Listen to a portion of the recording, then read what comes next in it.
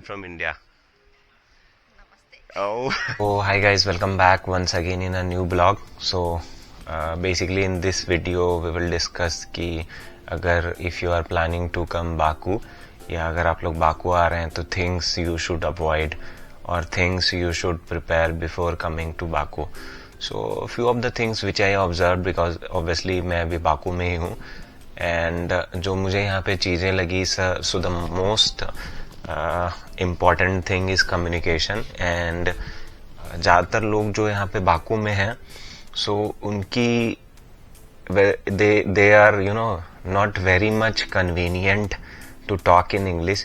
English बहुत अच्छी उनकी नहीं है and most of the people जैसे normally आप दूसरे countries में जाओगे तो या इंडिया में भी आप देखोगे तो normally they are able to communicate या फिर बेसिक्स इंग्लिश उनको आती है तो इंग्लिश जो होती है एटलीस्ट वो आती है so that it becomes easier to communicate. But यहाँ पे क्या है प्रॉब्लम कि इवन जो टैक्सी ड्राइवर हैं वो even they are not able to communicate कि आपको कहाँ जाना है या नहीं जाना है, या अगर लोकल से भी अगर आप कम्युनिकेट करना चाहो तो they are not able to understand English. तो इंग्लिश बहुत ही खराब है. तो एटलीस्ट आप अगर पहले यहाँ पर आना चाह रहे हो तो थोड़े से जो बेसिक्स चीज़ें हैं सो वो थोड़ा सा आप क्लियर करके रखना कि बेसिकली अगर आपको कहीं जाना है या फिर कुछ पूछना है तो बेसिक्स आपको क्या बात करनी है, right. And the other thing is basically यहाँ पर अगर आप आओ तो कुछ ऐप्स भी चलते हैं अगर कहीं आपको कहीं ट्रैवल करना है या किसी जगह पर जाना है तो जैसे एक बोल्ट ऐप है वो आप डाउनलोड कर लोगे. It's similar like what we use in like in India or other of the countries जैसे ओला या उबर हम लोग यूज़ करते हैं तो यहाँ पे बोल्ट चलता है तो वो आप अगर डाउनलोड कर लेते हो तो वो. And the other thing is obviously अगर आप यहाँ पे आओ and you are planning out कि आपका टाइम 5, 6, 7, 8 days 9 days का है तो आप नियर बाय में आके लोकल सिम्स भी ले सकते हो. जस्ट टू टेल यू, आप जो सिम्स नॉर्मली लोगे वो try to don't take it from airport, क्योंकि एयरपोर्ट से अगर आप परचेज करोगे तो थोड़ी सी आपको कॉस्टलियर पड़ेंगे.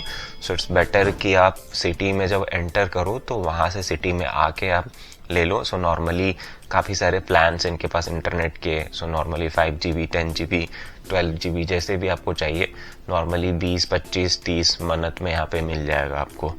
And that would be easier so that कि आप कहीं भी जाना है तो मैप या फिर लोकेशन या ऑब्वियसली आपको बोल्ट ऐप या फिर कहीं कम्युनिकेट करना है तो वो आप कर सकते हो. अदर थिंग इज ऑब्वियसली यहाँ के लोग जो हैं दे आर क्वाइट, जहाँ तक मेरे को अभी तक फील हुआ they are good.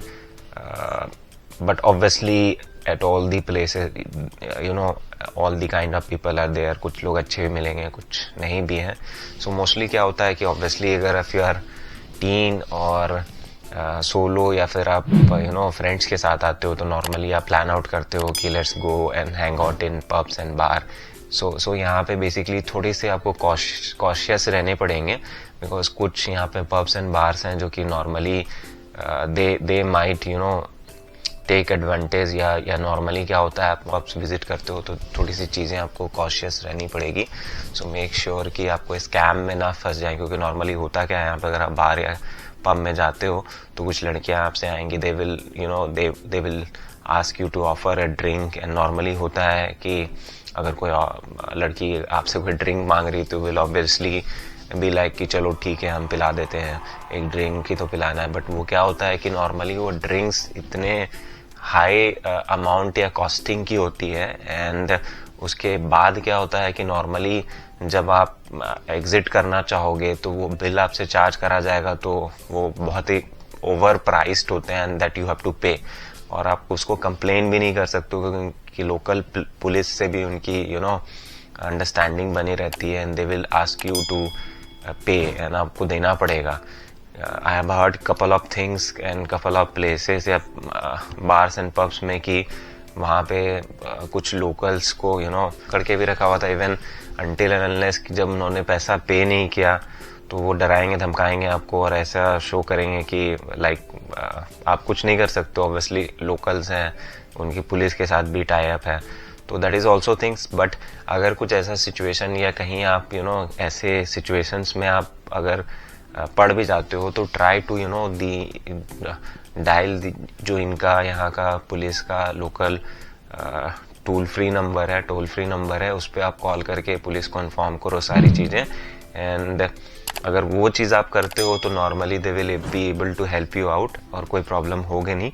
But normally इनके ऐसे पब्स और बार्स में आप जाते हो तो पुलिस के साथ इनकी लोकल पुलिस के साथ टाई अप रहती है जो नॉर्मली उस एरिया के आसपास का होगा। सो वो प्रॉब्लम होगी। बट नॉर्मली अगर टोल फ्री नंबर पर अगर आप पुलिस को कॉल करके बोलते हो सारी इन्फॉर्मेशन तो आप वहाँ से बच सकते हो। तो ये आपको ध्यान में रखना है। बाकी यहाँ पे बहुत सारे ऑप्शंस हैं बार पब्स के भी, तो वो भी आप देख सकते हो। एंड यहाँ पे थोड़ा सा कल्चर अभी भी रशियन वाला है, क्योंकि नॉर्मली बाकू या अजरबैजान अगर आप बोलोगे तो पहले रशिया का ही पार्ट था। 1990 में 1990 में basically they fought against Russia to make this separate country. And उस वॉर में काफ़ी लोग उनकी डेथ भी हुई। सो बेसिकली उसके बाद ये 1991 में इसने अपना इंडिपेंडेंटली एक कंट्री फॉर्म किया अजरबैजान के नाम से।